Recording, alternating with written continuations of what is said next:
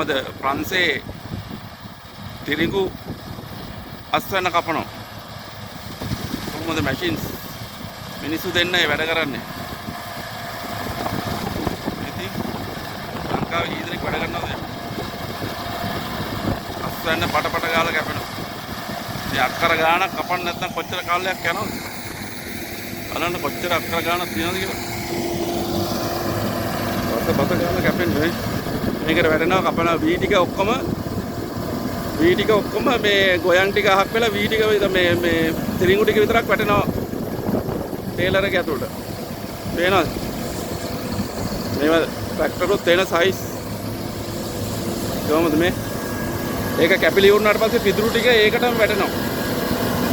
පිදුරු ටික මේ කුඹරටම වැටෙනවා.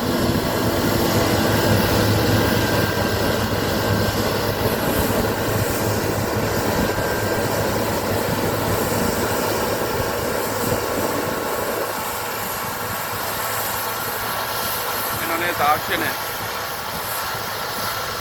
ලංකාවේ මිනිස්සු කී දෙනෙක් දාලා වැඩ කරන්න ඕනේ දේවල්ද මේ මිනිස්සු දෙන්නගෙන් වැඩ කරන්නේ. යන්ත්‍ර සූත්‍රවල තියෙන දියුණුව තමයි මේ පිදුරු ටික මේකටම පොළවටම පෝර වෙනවා ඉතින්. ආයේ පිදුරු අදින්න දෙයක් නැහැ.